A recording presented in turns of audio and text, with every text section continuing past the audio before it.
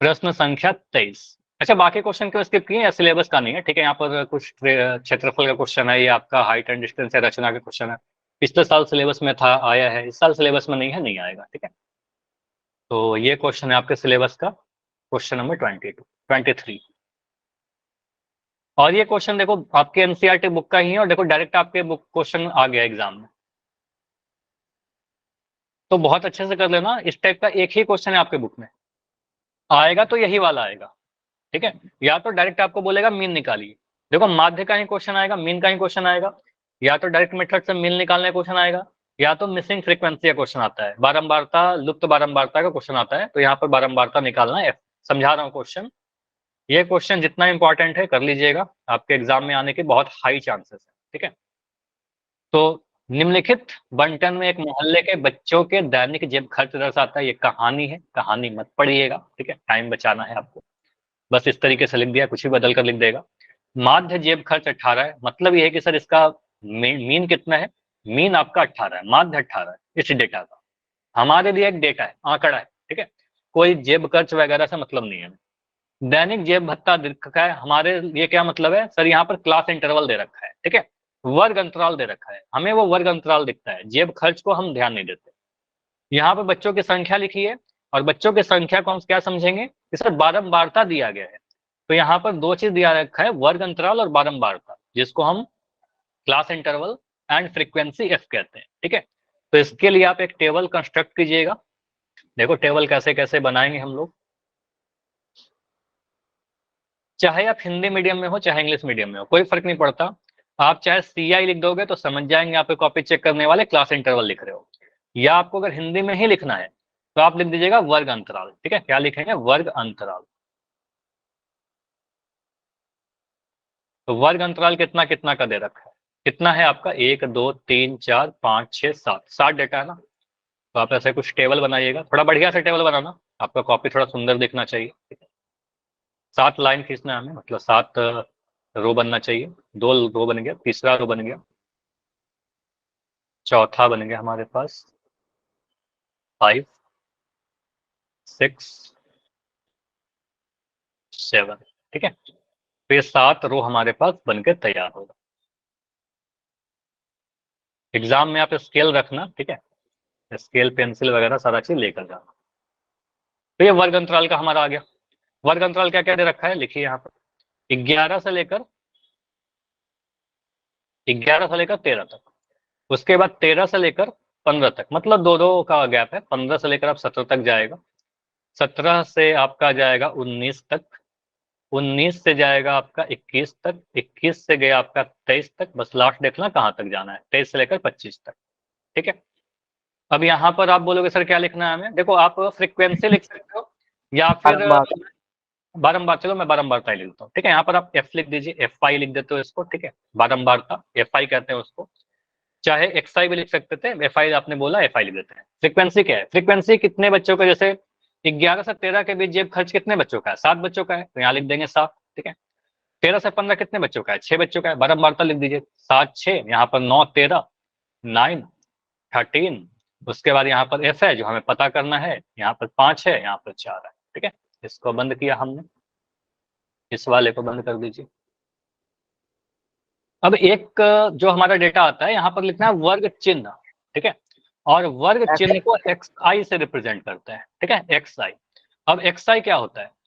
निचली सीमा, मैं short form में लिख रहा हूँ, निचली सीमा प्लस ऊपरी सीमा डिवाइडेड बाई 2। तो इस तरीके से कर सकते हो। तो वर्ग अंतराल का निचला वाला ऊपरा वाला जोड़कर आप 2 से डिवाइड कर दिए, मतलब 11 और 13 को जोड़ करके 2 से भाग लगा दीजिए। तो 11 प्लस 13 करेंगे कितना आएगा? 24। 24/2, ये 12 आ गया। डायरेक्ट आपको दिख रहा है सर 11 और 13 के बीच में 12 ही आएगा ना, तो यहाँ पर 12 लिख दीजिए। ठीक है, 12 आ जाएगा। उसके बाद यहाँ पर क्या आएगा? 15 और 13 को जोड़ करोगे 28 आएगा, 28 को 2 से भाग लगाओगे कितना आ जाएगा? 14 आ जाएगा। अब देखो आप हर को जोड़ जोड़ कर करोगे ना, टाइम आपका जाएगा। ठीक है, उससे बेटर हाँ बिल्कुल जैसा भी लिख दिया गगन ने। ठीक है, तो 12 14 के बाद आप 2 2 का गैप बढ़ाते जाइए, क्योंकि यहाँ पर जो इंटरवल है 2 का है। ठीक है, डिफरेंस आपको 2 का दिख रहा है। ठीक है, तो आप क्या करिएगा? 2 बढ़ाते चलिए। ठीक है, 12 14, यहाँ पर 16 आएगा, यहाँ पर आपका 18 आ जाएगा, यहाँ पर आपका 20 आएगा, 22 आएगा, और यहाँ पर 24 आएगा। दो तरीके से दे सकते हैं, 23 और 25 के बीच में नंबर 24 ही है, 21 और 23 के एग्जैक्ट बीच में नंबर 22 है। या फिर एग्जैक्ट फॉर्मूला तो ये होता है निचली सीमा और ऊपरी सीमा को जोड़ करके 2 से डिवाइड करेंगे, या फिर इसका जो भी इंटरवल है, 2 का गैप है यहाँ पर, 13 में से 11 घटाने पर 2 मिल रहा है, तो 2 जोड़ते जाइए इसमें, ठीक है। सर जितने का गैप होता है उतना जोड़ना पड़ता है।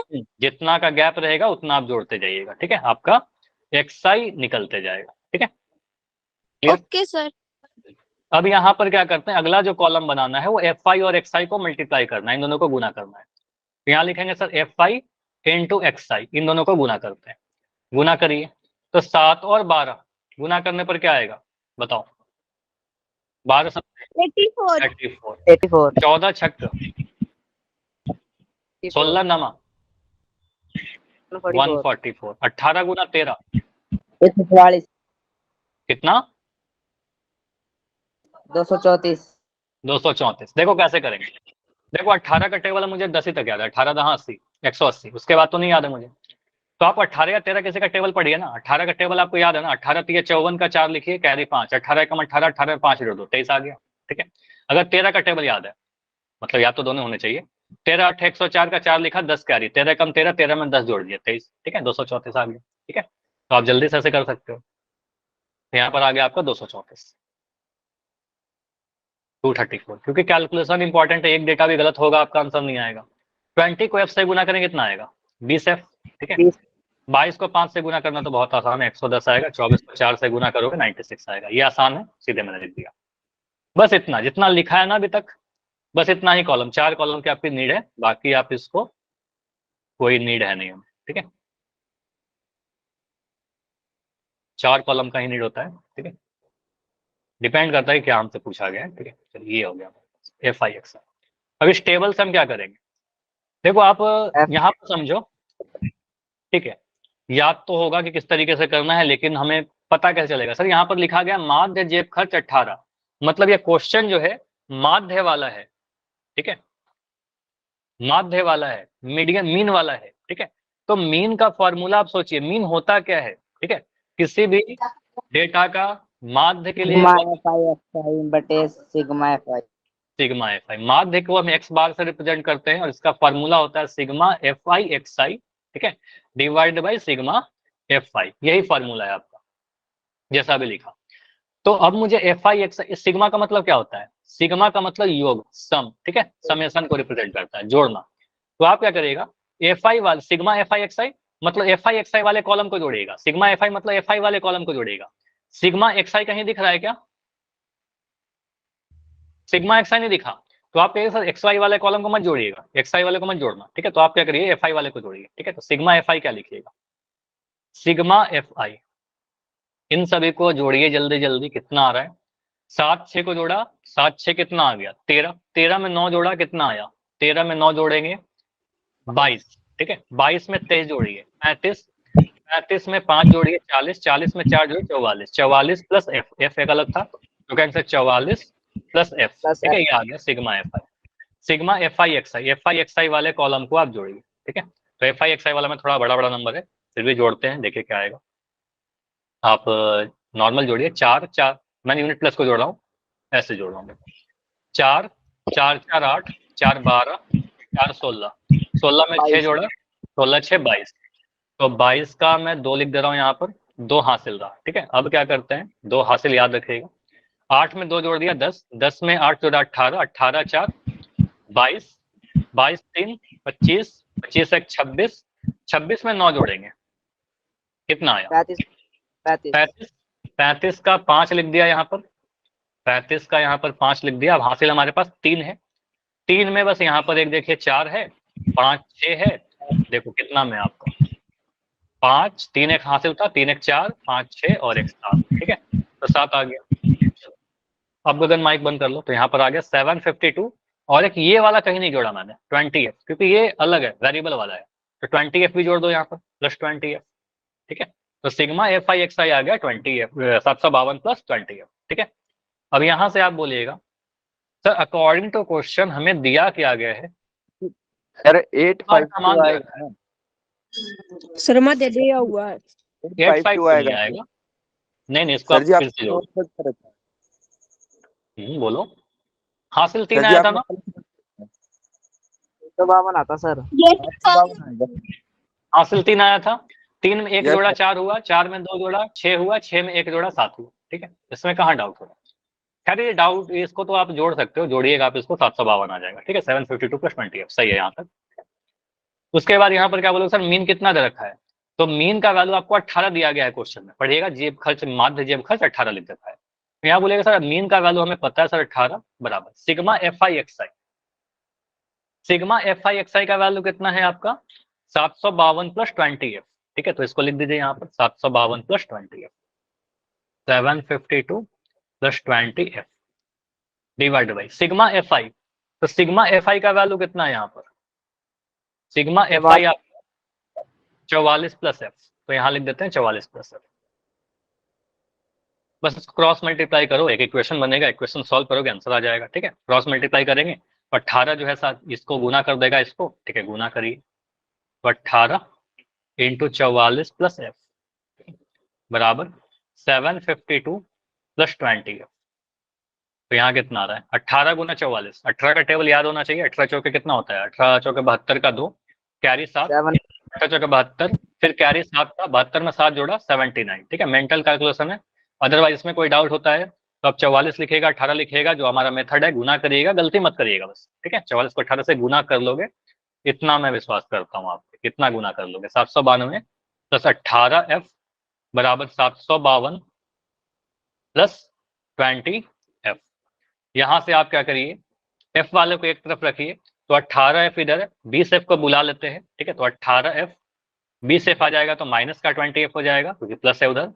752 है, 792 को उधर भगाइए। ठीक है, आप लेफ्ट से राइट भगाइएगा तो माइनस का 792 हो जाएगा। यहाँ पर आपका आ गया माइनस का 2f, छोटा में से बड़ा घटा रहे हैं, और इधर भी माइनस का 40। ठीक है, क्योंकि छोटा में से बड़ा घटा रहे हैं, तो माइनस दोनों साइड आ गया। तो माइनस से माइनस आपका कट गया, f का वैल्यू आप क्या बोलोगे? 40/2। 40/2 कहने का मतलब 20 आया आपका। तो मिसिंग फ्रीक्वेंसी जो लुप्त बारंबारता है वो हमारा कितना आ रहा है? वो हमारा आ रहा है 20। ठीक है, तो ये कंप्लीट सॉल्यूशन है आपका। इस पेज के आप स्क्रीनशॉट ले सकते हो। प्रैक्टिस कर लेना, अगर ये लुप्त बारंबारता से क्वेश्चन आएगा, कोई डेटा चेंज नहीं करेगा, सेम क्वेश्चन आएगा। ठीक है, अदरवाइज डायरेक्ट मीन निकालने के लिए बोलेगा, तो डायरेक्ट मीन निकालने वाला तो डायरेक्ट फार्मूला याद रख लीजिए, डायरेक्ट फार्मूला करोगे आंसर आ जाएगा। ठीक है, बाकी पद विचलन और स्टेप डेविएशन वगैरह नहीं आएगा, ऐसा नहीं बोलेगा कि पद विचलन मेथड से करिए, जो भी आएगा आप डायरेक्ट मेथड से कर देना। ठीक है, तो ये सेट आपका कंप्लीट होता है पूरा। इसके अलावा एक सेट और है, तो इसके पीडीएफ तो मैं सेंड कर ही दूंगा। इसके अलावा एक सैंपल सेट और है मेरे पास, sample set 2।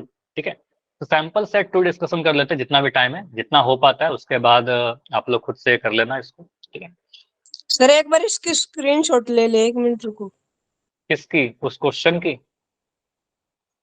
No sir, yes इसकी। इस पेज की? इस पेज का तो Yes, मैं सेंड sir. कर दूंगा, ये तो मैं सेंड कर दूंगा आपके ग्रुप में। ठीक है, ये तो मैं क्लास के बाद ही कर दूंगा। ठीक है, इसके स्क्रीनशॉट लो चाहे मत। ठीक है, मैं सेंड कर दूँ। बोला गया 64 और 96 का, देखो मैं नहीं सॉल्व कर रहा हूँ, आप लोग बताइए 64 और 96 का HCF बताइए। अभाज्य गुणनखंड करो, आंसर आ जाएगा। हाँ बिल्कुल टाइम दे रहा हूँ, आंसर चैट में लिखते जाइएगा आप लोग, पोल नहीं चल रहा आपका, सीधे चैट में करिए।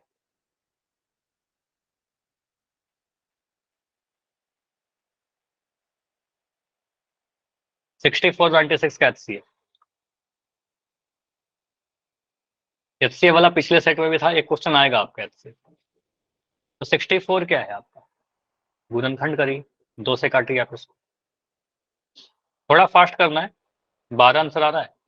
नहीं 12 नहीं आना चाहिए, 12 कटे वाला 32 आएगा, 32 आएगा। 32 आएगा सर। तो आप 2 से काटिए, 2 से काटेंगे सर 32 बार में कटेगा, 2 से काटेंगे सर कितने बार में कटेगा? 16 बार में, 2 से काटेंगे 8 बार में, 2 से काटेंगे 4 बार में, जब तक कटते जाता है काटते रहिए, 2 2 4 और 2 1 कम 2। ठीक है, तो यानी 64 तो कर लिया। उसके बाद 96 को करिए, 96 का भाज्य गुणनखंड करते हैं। मुझे दिख रहा सर ये भी 2 से कट रहा है, 2 ही से काट दो। 2 से काटोगे सर 48 बार में कट जाएगा, 2 से काटेंगे सर 24 बार में कटेगा, 2 से काटेंगे सर 12 बार में कटेगा, 2 से काटेंगे 6 बार में कटेगा, 2 से काटेंगे 3 बार में कटेगा, 3 से काटेंगे 1 बार में कटेगा। अब यहाँ पर 64 को क्या लिखेंगे सर? 2 का घात कितना है हमारा? 1 2 3 4 5 6, 2 का घात 6। 96 क्या है हमारा? 2 का घात कितना? 1 2 3 4 5, 2 का घात 5 और 3 का घात 1। तो HCF जब लिखते हैं तो HCF में क्या कहते हैं, जो कॉमन है सर उसको लीजिए और उसका बड़ा घात लेंगे कि छोटा घात लेंगे, बोलिए। छोटा बड़ा। सर छोटा छोटा वाला घात लेंगे क्योंकि फैक्टर है, ये फैक्टर है मतलब गुणनखंड है, तो छोटा घात। हाईएस्ट से कंफ्यूज मत करना, बड़ा नहीं, ठीक है। हाईएस्ट में छोटा और लोवेस्ट में बड़ा, ठीक है, ऐसा होता है, उल्टा चलता है, ठीक है। तो फैक्टर है तो 2 का छोटा घात 5। 3 लेंगे क्या, 3 नहीं लेंगे क्योंकि 3 सभी जगह नहीं है, दोनों में नहीं है, ठीक है। तो यहाँ पर आपको 2 का पावर 5 कर दीजिए, तो 2 को 5 बार गुना कर देना, 2 को 5 से गुना मत कर देना, ठीक है। तो ये कितना आ रहा है, 2 दूनी 4, 4 दूनी 8, 8 दूनी 16, 16 दूनी 32, तो 32 आपका आंसर बनेगा। आसान क्वेश्चन है, 1 नंबर का है क्वेश्चन, आसान सा, ठीक है। ठीक है, आगे आते हैं। इसमें तो किसी का कोई प्रॉब्लम नहीं होना चाहिए। द्विघात बहुपद के शून्यकों का योगफल बताइए। 2x² minus 8x plus 6। 4 हाँ, इतना जल्दी आंसर जो आया ना, बिल्कुल इतना ही जल्दी आंसर आ जाना चाहिए। 2x² minus 8x plus 6, 4 answer आ जाएगा। आपको पता है a का वैल्यू यहाँ पर 2 है, b का वैल्यू मैं समझाने के लिए इतना लिख रहा हूँ, अदरवाइज कोई जरूरत है नहीं इतना लिखने का। c का वैल्यू 6 है। तो शून्यकों का योगफल कहने का मतलब क्या, अल्फा प्लस बीटा पूछा गया। अल्फा प्लस बीटा कितना होता है, माइनस b/a। माइनस का साइन माइनस रहेगा, b का वैल्यू -8 है और a का वैल्यू 2 है, तो माइनस से माइनस कट गया, 2 चौके 8, ठीक है। तो आंसर आपका आ जाएगा ऑप्शन सी। -4 दे रखा है, मत करिएगा, ठीक है। गुणनफल कितना होगा यहाँ पर, अगर आपसे गुणनफल पूछता है c/a कर दीजिएगा। c/a करोगे तो 6/2 यानी 3 आ जाएगा। तो देखो एक ऑप्शन दे रखा है 3, तो गलत फॉर्मूला लगाओगे तो आंसर गलत आ जाएगा, ठीक है, मैंने पहले बताया है। इस क्वेश्चन का आंसर बताइए, क्वेश्चन नंबर 3। बस कंडीशन याद है तो 1 सेकंड में आंसर कर दोगे। कंडीशन दिया गया A1 संपात समांतर रेखा। अच्छा, हल संपाती कितने रेखा। होंगे इसके, समपाती कैसे होगा। समान देखो यहाँ पर सर, बोला क्या समान गया है, कंडीशन A1/A2 B1/B2 के बराबर है, लेकिन ये C1/C2 के बराबर नहीं है, ठीक है। अगर ऐसा है तो आपको सर इसमें अगर एक बराबर का साइन और एक बराबर का साइन नहीं आ गया एक ही जगह पर, ठीक है, तो कहेंगे सर इसका कोई हल नहीं होगा।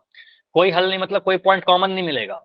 कोई पॉइंट कॉमन नहीं मिलेगा मतलब ऐसा लाइन जाएगा, समांतर लाइन चला जाएगा, समांतर, ठीक है। डायरेक्ट याद होना चाहिए लेकिन इतना कंक्लूजन भी निकाल सकते हो। समांतर होगा, कोई हल नहीं होगा और असंगत होगा, ठीक है। इसका कोई हल नहीं है, इसका मतलब असंगत है।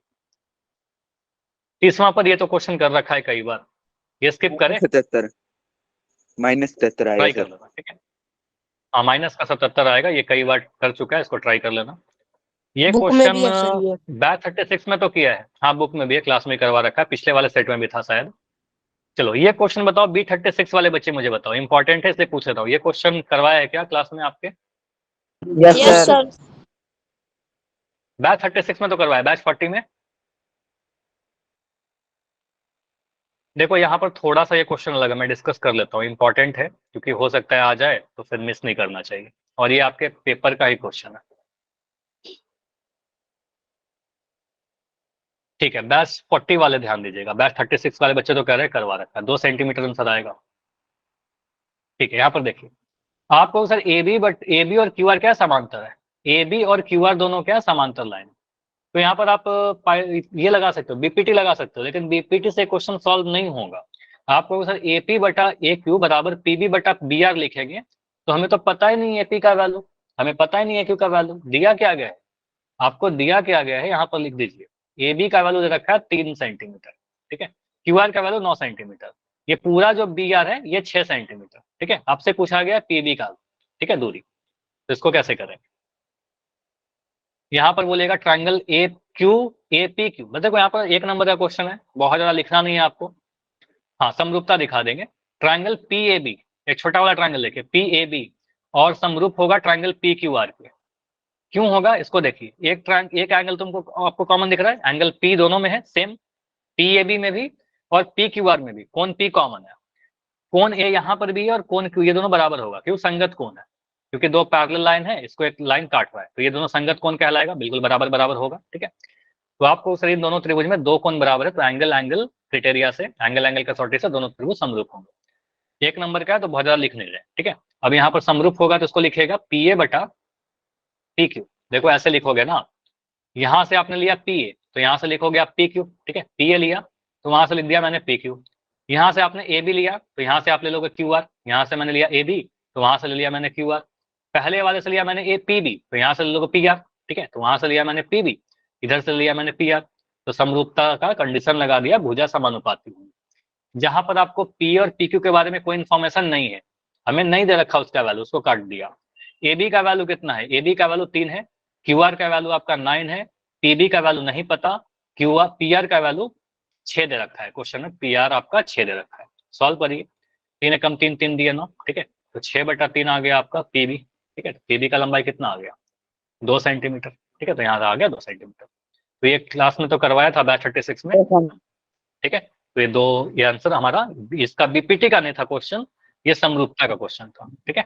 चलिए इसके बाद क्वेश्चन इंपॉर्टेंट है, ठीक है, उसको प्रैक्टिस कर लेना। ये तो हमारा क्वेश्चन पिछले वाले सेट का ही है, इसको स्किप कर रहे हैं, ट्राई करिएगा।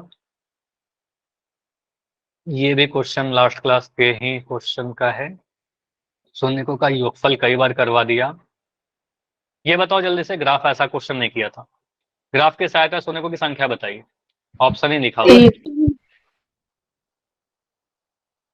बताओ क्या ऑप्शन आए। तो जितने बार एक्स एक्सिस काट रहा है वो हो जाएगा, ठीक है, ऑप्शन सी हो जाएगा, जितने बार एक्स एक्सिस काटेगा उतना सोने को हो जाएगा, ठीक है। त्रिघात बहुपद हो सकता है ये, ठीक है, या 3 घात से ज्यादा वाला हो सकता है। अच्छा ये क्वेश्चन देखो लास्ट वाले में भी आया था और इस वाले में भी आया, लेकिन इंपॉर्टेंट है इसलिए डिस्कस कर रहा हूँ। ये क्वेश्चन इंपॉर्टेंट है, द्विघात बहुपद से क्वेश्चन है, द्विघात समीकरण से क्वेश्चन है। बोला गया है के किस मान के लिए के x square plus 4x plus 1 बराबर 0 के 2 बराबर मूल है, ठीक है, 2 मूल बराबर है। तो बराबर मूल के लिए डिस्क्रिमिनांट जो होता है वो कैसा होता है, 0 d इक्वल टू 0, डी का वैल्यू 0 होना चाहिए। देखो ये फॉर्मूला पीडीएफ मैंने आपके ग्रुप में भेजा था, ये ग्रुप में सेंड कर चुका हूँ, ठीक है। तो वहां पर आपको मिलेगा, सर मानक रूप क्या है, X square plus B X plus C बराबर 0, पूरा चीज यहाँ लिख रखा है। विक्तकर का फॉर्मूला डी बराबर बी स्क्वायर माइनस 4ac, सीधाचार्य फॉर्मूला यहाँ लिख दिया, और विक्तकर लिख दिया। यहाँ पर मूलों की प्रकृति, मूल कैसे होंगे, वास्तविक तथा अलग अलग भिन्न मूल लिखेगा तो ये लिखेंगे डी सर 0 से बड़ा होगा, 0 के बराबर जब होगा डी तब मूल बराबर होंगे। तो जनरली क्वेश्चन इसी पर आता है, ठीक है, डी बराबर 0 कर दीजिएगा, मूल बराबर है तो डी का वैल्यू 0 होना चाहिए, विक्तकर का वैल्यू 0 होना चाहिए। तो इसी को यूज करते हैं हम लोग इस क्वेश्चन में। कहाँ गया, चलिए, तो यहाँ बोलेगा सर डी का वैल्यू 0 होना चाहिए, आप समीकरण लिख दीजिए। आंसर बता सकते हो जल्दी से करके, 4x प्लस 1 बराबर 0, ठीक है। तो यहाँ पर आप बताइए ए का वैल्यू कितना, 4 आंसर आएगा, ठीक है। तो ए का वैल्यू आपका के है, बी का वैल्यू कितना है आपका 4 है, सी का वैल्यू कितना है आपका 1 है, ठीक है। यहाँ से डी करिए, डी का वैल्यू कितना होगा आपका 0 हो जाएगा क्योंकि मूल बराबर है। अब देखो आप ऐसे भी कर सकते हो, आप डी निकाल दीजिए, डी क्या होगा बी स्क्वायर माइनस 4ac, ऐसे भी कर सकते हो। बी स्क्वायर माइनस 4ac करने पर कितना, 4 स्क्वायर माइनस 4 इंटू ए का वैल्यू कितना, ए का वैल्यू के और सी का वैल्यू कितना 1, तो ये आ गया आपका 16 माइनस 4 के, ठीक है। अब मूल बराबर है, क्या लिख रहा है, मूल बराबर है, तो आपको पता है मूल बराबर के लिए डी का वैल्यू 0 होना चाहिए, मतलब 16 माइनस 4 के का जो वैल्यू है वो 0 होना चाहिए, मतलब 16 का वैल्यू 4 के बराबर होना चाहिए, तो के का वैल्यू कितना होगा 16/4, ठीक है। तो यहाँ पर आ गया 4, प्लस माइनस 4 यहाँ नहीं आ रहा है, ठीक है। तो यहाँ पर के का वैल्यू 4 आएगा, ऑप्शन बी। एक ऑप्शन -4 भी लिख रखा है, ठीक है, तो -4 नहीं करिएगा, ठीक है। तो ये हो गया आपका। बाकी एपी चेक करना नहीं करना तो चेक कर ही लोगे कि एपी कौन सा एपी है, इसमें आसान सा क्वेश्चन है, स्किप कर रहे हैं। इसमें चलो ये क्वेश्चन मुझे बताओगे, ये क्वेश्चन इंपॉर्टेंट है।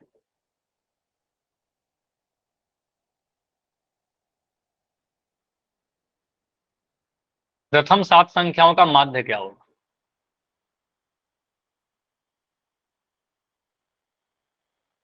ऑप्शन क्या है यहाँ पर, 12 है, पहला वाला कट गया है थोड़ा सा, यहाँ पर 12 है, 11 9 7, 11 आंसर आएगा, नहीं सॉल्व करो, 11 नहीं आएगा, ए बी सी या डी या ई 7। देखो आपने नोटिस नहीं किया क्या कि यहाँ पर मैंने एक ऑप्शन ई डाला, अगर इनमें से एक ऑप्शन होता तो मैं क्यों ऑप्शन डालता है, मैं छोड़ देता ना, तो आंसर इनमें से कोई नहीं आएगा, ठीक है, इसमें से कोई नहीं होगा, इसलिए मैंने ऑप्शन डाला है, ठीक है, क्योंकि मुझे पता था कि आंसर नहीं आने वाला है। समझ लो इस क्वेश्चन में कुछ कंसेप्ट है और इंपॉर्टेंट है, समझिए। पहले तो माध्य की बात की गई है, ठीक है, माध्य किसका माध्य, प्रथम 7 सम संख्या। तो पहला सम संख्या क्या होता है, पहला सम संख्या बताइए, 2 0 से स्टार्ट मत करिएगा, ठीक है। पहला सम संख्या आपका 2 होगा, उसके बाद 4 होगा, फिर 6 होगा जो 2 से कट रहा है, 2 4 6, 8, उसके बाद 10 हो जाएगा, उसके बाद सर 12 होगा, फिर 14 होगा, फिर 16 होगा। ये लिखना चाहिए क्या मुझे 16? 9 सर, 7 तक चाहिए मेरे। 7 ही तक, हमें 7 ही संख्या की पूछी गई, तो 16 क्यों लिख रहे हैं? 7 नंबर तो हो गया, इसको काउंट करिए सर। 1 2 3 4 5 6 7, ठीक है, 7 नंबर हो गए। अब इन्हीं संख्याओं का माध्य निकालना है। तो माध्य के लिए क्या फार्मूला होता है? ठीक है, अगर आपका पास ऐसा डेटा रखा है तो माध्य कहने का मतलब सभी आंकड़ों का योग बटा कुल प्रेक्षणों की संख्या। ठीक है, मतलब आप सभी नंबर को जोड़ दीजिएगा, जितने भी नंबर है ना सभी को जोड़ दीजिएगा। भाई कुल कितने संख्याएं, ठीक है, कुल आंकड़े या कुल प्रेक्षण जो भी लिखना है, कुल संख्याएं लिख दीजिए। ठीक है, कुल संख्याएं, ठीक है, तो कुल हमारे पास तो पता है 7 संख्याएं। योग कितना है? देखो आप जोड़ने के लिए तो मुझे पता है आप लोग जोड़ ही लोगे, क्लास 10th में हो जोड़ लोगे, लेकिन थोड़ा सा यहाँ ध्यान रखिए, आप ऐसे करोगे ना आसान हो जाएगा। 14 और 6 का जोड़ा बना दीजिए, 14 6 20, ठीक है, ऐसे कर लो। 14 और 6 को जोड़ा सर 20 आ गया, यहाँ लिख दिया। उसके बाद मैं क्या कर रहा हूँ, 12 और 8 को जोड़ा, कितना आ गया सर? 20 आ गया, ठीक है। उसके बाद मैं 10 को तो 10 लिख दिया, ठीक है, और 4 और 2 को जोड़ा तो 6 आ गया, तो 20 20 40, 10 50 6 56, ठीक है। तो ये ऐड करने पर आपका कितना आ रहा है? 56 आ रहा है। और कुल कितने संख्याएं हैं? 7 संख्याएं। 7 से डिवाइड करिए 8, तो माध्य आपका आ जाएगा 8, और माध्य 8 है तो आंसर ही कर देंगे, ठीक है। जबरदस्ती करने की 8 है तो इसके नियरेस्ट कौन सा है? 7 या 9 कर दो, ऐसा मत कर दो, ठीक है। चलो इस पर एक अब नया क्वेश्चन कोई नहीं करते, इसमें कुछ कंसेप्चुअल चीजें। यहाँ पर देखो सम संख्या पूछा, हो सकता है आपके एग्जाम में विषम पूछ ले, हो सकता है 7 की जगह 12 कर दे, हो सकता है 50 संख्या कर दे, ठीक है। तो इसका कंसेप्ट समझिए, नोट कर लो। पहले देखो यहाँ पर क्या नोट किया आपने, 7 संख्याओं का, अगर 7 सम संख्याओं का आपसे माध्य पूछा तो आपका आंसर क्या आया? 8 आया क्या? एक ज्यादा आया। तो अगर मैं पूछूं 20 सम संख्याओं का माध्य तो 21 आना चाहिए। अगर मैं 50 सम संख्याओं का पूछूं तो 51 आएगा, ठीक है। तो यहां से एक रूल बना सकते हैं, ये एक रूल बनाइए कि प्रथम, लेकिन प्रथम लिखना जरूरी है, प्रथम n सम संख्याओं, ये इंपॉर्टेंट है कि सम होना जरूरी है। सम संख्याओं का माध्य, माध्य कहने का मतलब मीन की बात की जा रही है, ठीक है। कितना आएगा बताओ? एक जोड़ देंगे, ठीक है। यहां पर अगर आपका n लिखा गया है ना, तो n में एक जोड़ दीजिए, n+1 कर दीजिए, ठीक है। जैसे 7 था तो 7 में एक जोड़ा 8 आ गया, ठीक है। लेकिन अगर मैं बोलता हूं प्रथम n विषम, विषम संख्याओं का माध्य बताइए, फिर क्या करोगे? एन आप क्या करेंगे? Minus n-1 sir. ये कौन बताया आपको? n-1 कर देंगे। गेस किया ना आप लोगों ने? अभी पता चलेगा। गैस किया था। हाँ गेस की, तो खुद से ट्रिक मत बनाइए। कभी भी अगर कोई ट्रिक, देखो कोई भी ट्रिक होगा ना तो आपके टीचर आपको जो बताएंगे वो ट्रिक लगाइएगा, अदरवाइज खुद से ट्रिक मत बनाइएगा, गलत हो जाएगा। तो यहाँ पर n विषम संख्या का बोलेगा तो आप कुछ भी ना जोड़िएगा ना घटाइएगा, सीधे n है तो n लिख दीजिएगा, ठीक है। तो n विषम संख्याओं का, प्रथम n विषम संख्याओं का माध्य n ही होता है, और सम संख्याओं में एक जोड़ देंगे।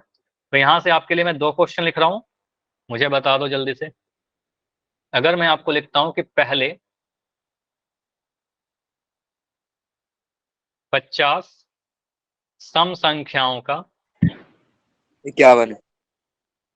क्वेश्चन तो सुन लो, जरूरी है मैं माध्य पूछूं?